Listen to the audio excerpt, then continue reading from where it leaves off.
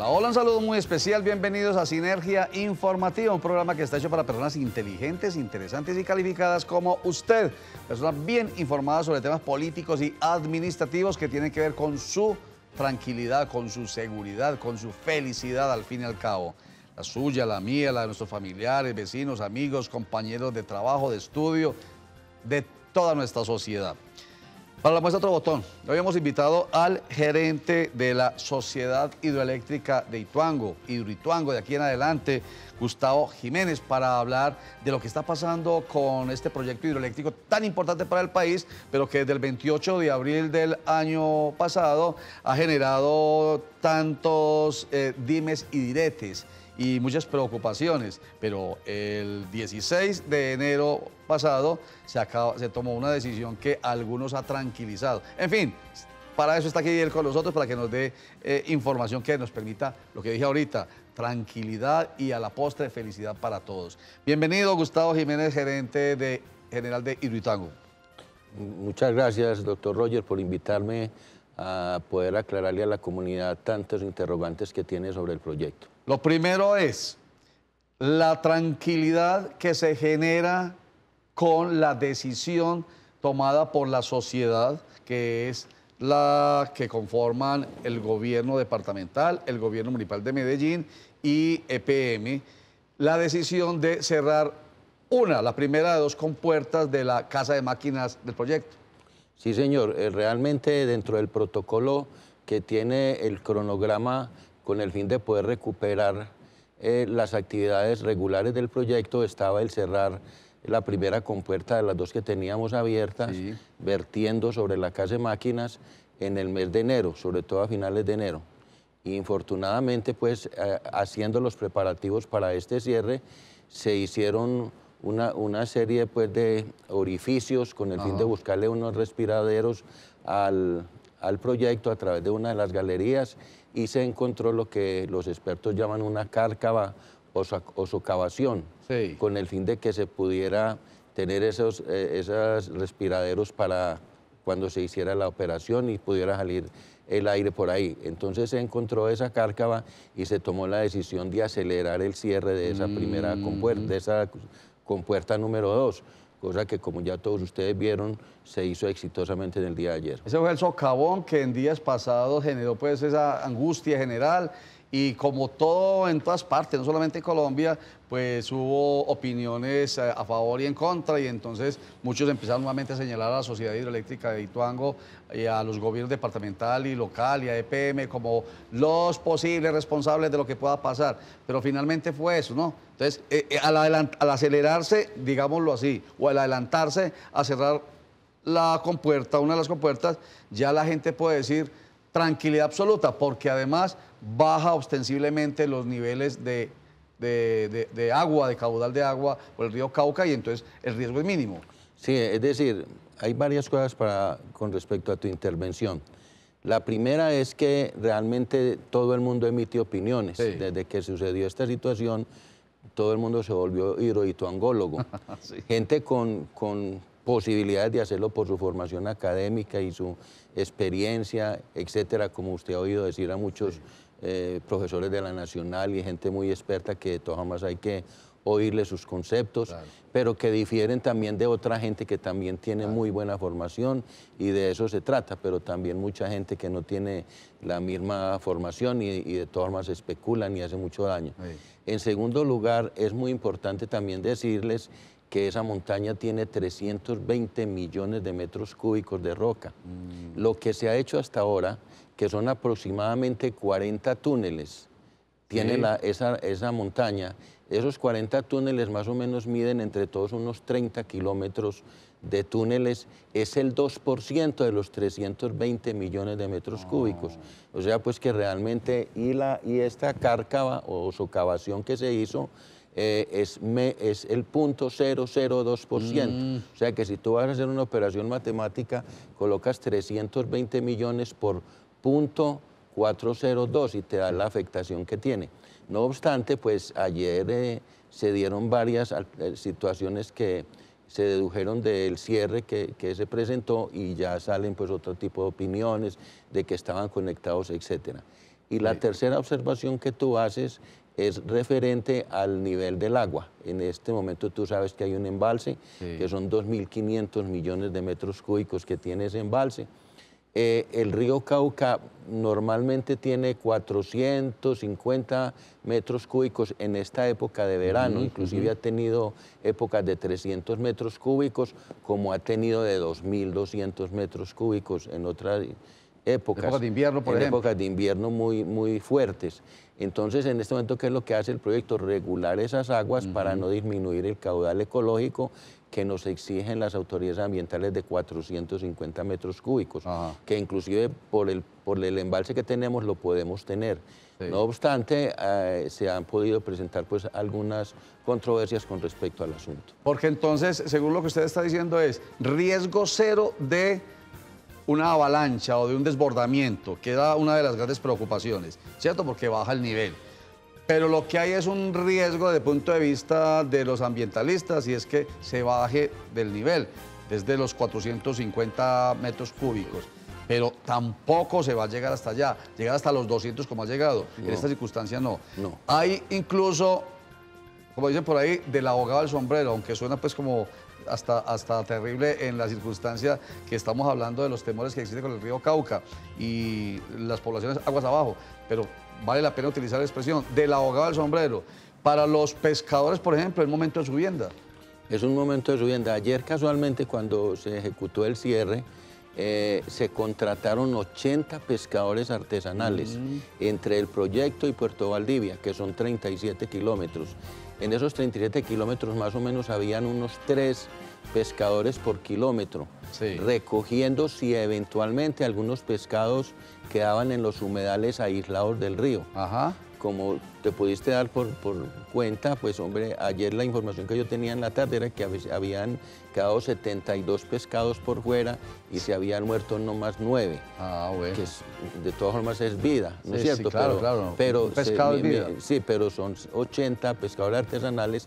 No obstante, si el río bajase, porque de todas maneras hay que tomar la decisión de cerrar la otra compuerta siempre y cuando las autoridades ambientales nos aceptaran, porque al cerrar la otra compuerta ya no quedaría bajando agua por la casa de máquinas, sino que había que esperar unos 8 días a que subieran el vertedero y el río entre el proyecto y el Puerto Valdivia quedaría muy seco, por ahí con 80 metros cúbicos por segundo que habría que compensar o de alguna forma mitigar ese riesgo. Muy bien. En todo caso, hasta este momento de la conversación, que es cronológicamente el momento de lo que se está haciendo en Hidroituango con el cierre de una de las compuertas de la Casa de Máquinas, la conclusión que se saca es 0 riesgos para las poblaciones que habitan río abajo del proyecto hidroeléctrico de Ituango, pues precisamente ahí está lo paradójico, porque los niveles bajaron ostensiblemente, generando otro riesgo, que es el punto del ambientalista, y que por eso tiene en duda. Enseguida nos dirá si entonces se va a realizar o no la otra operación, o sea, la del cierre de la segunda compuerta en febrero o no, de acuerdo con esta nueva circunstancia paradójica. Vamos a unos mensajes, ya regresamos.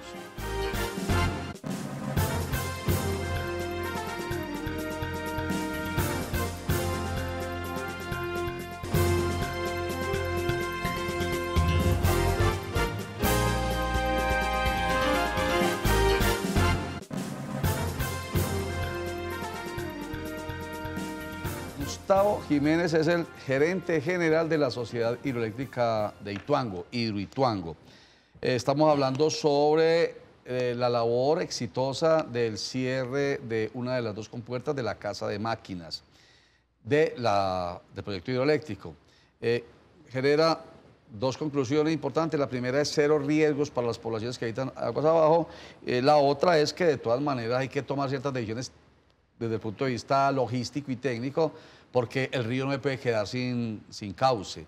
Entonces eso implica, usted lo adelantó ahorita, tomar la decisión de si se cierra la otra compuerta ahorita en febrero o no, o ya está decidido que se cerrará de todas maneras. Esa es una discusión que empezó ayer, precisamente porque al cerrarse la compuerta número 2, algunos especialistas, de todas formas allá tenemos asesores internacionales muy reputados, tal vez de los mejores del mundo, está la interventoría, están los constructores directos, como CCI, está el equipo técnico de PM, está todo nuestro equipo allá.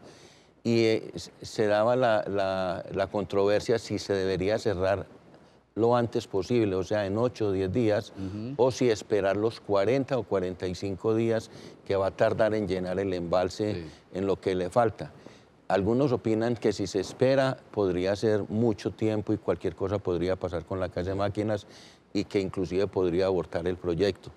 La otra es que si se hace ahora, se quedaría el río unos 8 o 10 días sin caudal, que eso tiene un problema de las autoridades regulatorias y de control ambiental, y que inclusive el proyecto podría perder su licencia. O sea, no pueden matar el río. Sí, no de se alguna puede manera matar matarían el río.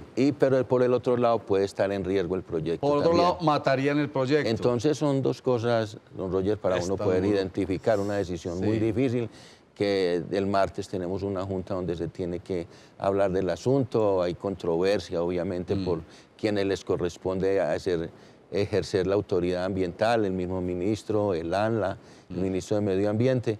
Y frente a esa situación es mirar a ver qué se puede hacer, porque también hay otros eventos.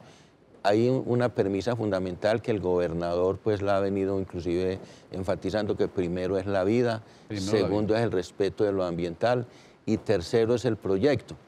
Pero muchas veces usted, si usted no hace eso, pues puede afectar vidas y puede afectar lo ambiental si usted no cierra eso de forma inmediata. Sin olvidar también, Roger, que el futuro de la energía del país está en el proyecto.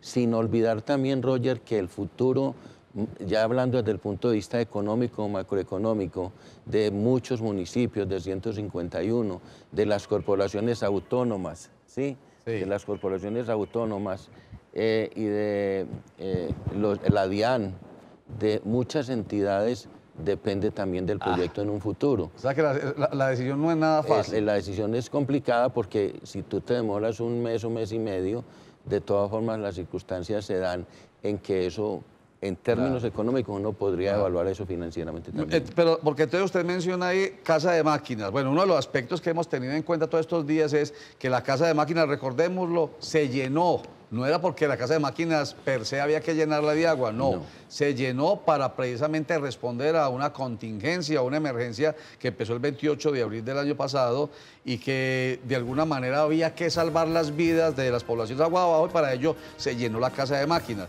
Pero la Casa de Máquinas es el alma, es el espíritu del proyecto. Por eso se necesita que esté vacía de agua para poder tomar decisiones de si primero quedó bien, el alma del proyecto está bien o qué hay que hacer. Eso hay que hacerlo. Entonces, esto se está haciendo especialmente pensando en eso, en que el alma del proyecto se salve. Sí, es fundamental. Ayer precisamente, Roger, en esta operación que fue pues exitosísima, lo decía el señor Uldrich Lombardi, que es uno de los asesores internacionales, nos decía ayer, hombre, yo no he visto una cosa más perfecta en su organización, que les voy a decir la verdad, me parecía que yo estuviera en Suiza, donde somos muy ordenados. Habían más de 200 sensores, en la montaña pues se pudo monitorear absolutamente todo. Entonces es la responsabilidad que tenemos en que hay que cerrar y recuperar la Casa de Máquinas y poderla ejercer el proyecto como tal. Es como usted bien lo dice, es que la Casa de Máquinas no está preparada para recibir esas 800 toneladas de agua por segundo. Es como cuando usted, Roger, si hubiese una creciente por donde usted vive y estuviera bajando una quebrada grande por la calle y usted, para evitar que se murieran otras personas, usted dijera, no, pasen esa quebrada por la sala de mi casa. ¿Sí me entienden? Por la sala de mi casa. Eso fue fundamental y los socios, la gobernación de Antioquia, la alcaldía decidieron, no, si tenemos que dañar la casa, la sala de la casa, dañémosla. Con tal de que las vidas se salven. Dañémosla. Lo que hemos tenido pues es la esperanza de que en la Casa de Máquinas al menos la estructura no sufra mucho, como ya tal vez te lo mencioné en otro programa, ese es del tamaño de la Metropolitana, del tamaño del Bancolombia. Entonces, eso está a 1100 metros de la superficie, es decir, entonces eso es una cava que está ya en la mitad de una montaña. Bueno, difícil la situación para ustedes, la decisión, porque el país está todos poniéndole los ojos a la Sociedad Hidroeléctrica Ituango, a la Gobernación de Antioquia, a la Alcaldía de Medellín, a EPM, y todos son, ¿cómo es que usted dijo ahorita? Ituangólogos, imagínese usted, todos saben, como el que organiza el partido de fútbol, se convierte cada uno de los que está en las graderías en el técnico del equipo que va perdiendo. En este caso no va perdiendo, se supone que no va perdiendo, sino que está tomando un respiro con decisiones que tienen que ser inteligentes, sobre todo objetivas. Y esa es la invitación a que entendamos que tienen que ser decisiones objetivas, porque voy a emplear la expresión, o se mata el río o se mata el proyecto, con las consecuencias que tienen una decisión o la otra. Unos mensajes, ya regresamos, pero esta frasecita, a ver qué piensa usted de ella, doctor Gustavo. La política debería ser la profesión a tiempo parcial de todo ciudadano.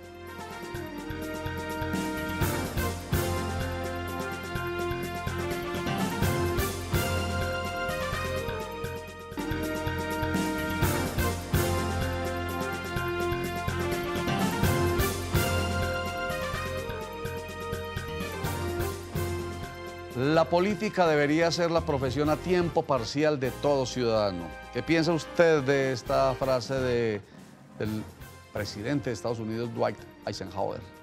Pues cuando uno tiene principios y tiene criterios, en eso se fundamenta. Y yo pienso que la política es de principios. Sí. Y los principios tienen que defender el comportamiento, la lealtad, la moral, la economía, y uno poder trascender a través de lo político su aporte a la sociedad. Es bien importante, la política para servir, y que no es solamente política para los políticos, sino política de todos, para todos, porque todos sabemos que es absolutamente necesario que primero confiemos en la política bien hecha, ¿cierto? En los políticos buenos, que los hay muchos, la gran mayoría, corruptos muy poquitos, y que dejemos de desprestigiar tanto a la política, a los politiqueros y a las instituciones, a sabiendas de que de ello dependemos, de la política, los políticos y las instituciones. Entonces, qué bueno que participemos más y escojamos mejores políticos.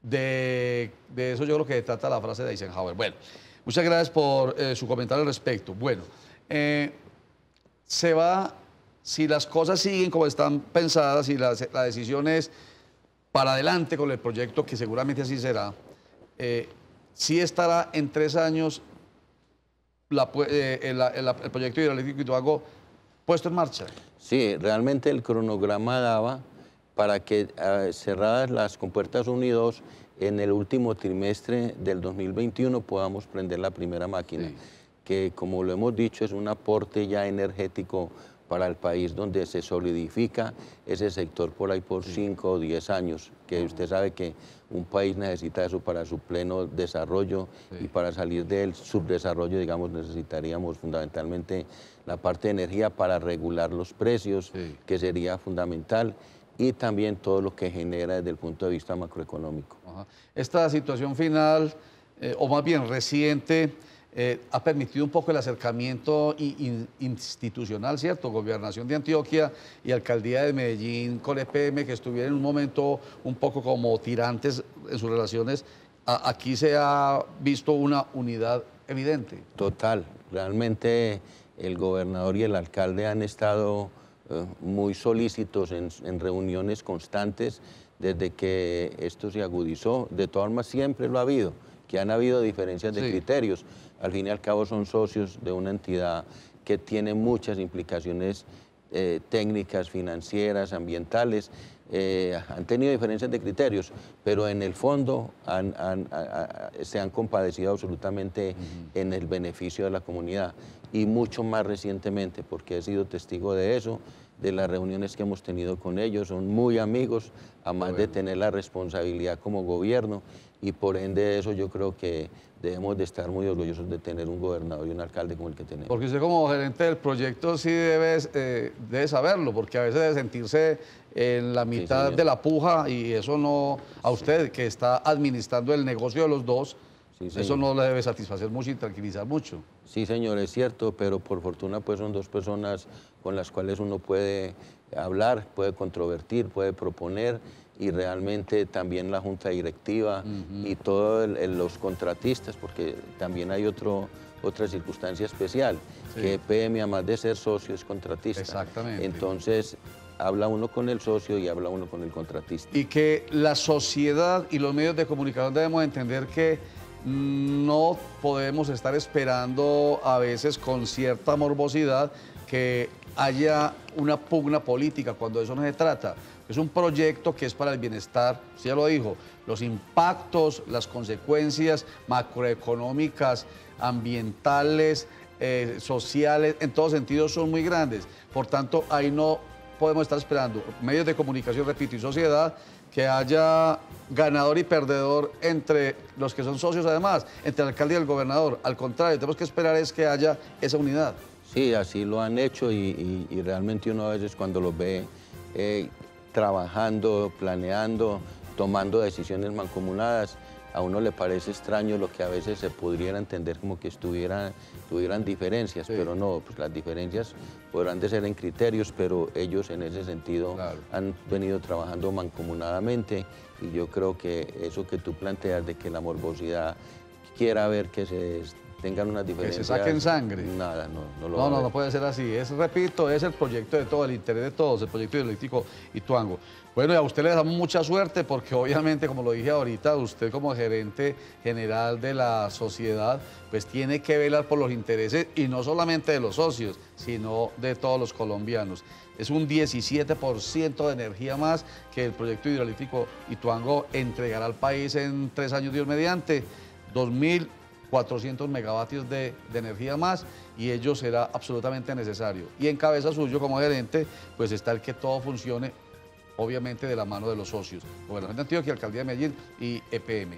Muchas gracias por estar con nosotros, Gustavo Jiménez, gerente general de Hidroituango, y mucha suerte le deseamos. A usted por darnos la oportunidad de poder explicar a la comunidad lo que representa el proyecto. Fue bastante claro, muchísimas gracias. Y nos deja pues aquí con la, digamos, inquietud. Pues suena como durito, perdita que lo diga, pero para que lo entendamos. En la decisión, o se mata el río Cauca, que es el que nutre el proyecto hidroeléctrico, o se mata el proyecto. Por eso tienen que ser decisiones muy objetivas, muy profesionales, técnicamente profesionales, para que esa decisión sea la que más le sirva al país y a todos los actores. No es fácil, por eso lo que tenemos que hacer es acompañarlos y apoyarlos y no esperar que haya esa pugna política que algunos tanto desean, tanto en la sociedad en general como en medios de comunicación. Recuerden que la información en Cosmovisión empieza todos los días a las 12 con Sinergia Informativa, que regresa de martes a viernes a las 8 de la noche, los lunes a las 7 de la noche. A las 5 de la tarde nos cogió la noche, que regresa a las 9:30 de la noche, 6:45 de la tarde y 11:15 de la noche, Cosmovisión Noticias. Muchas gracias, chao.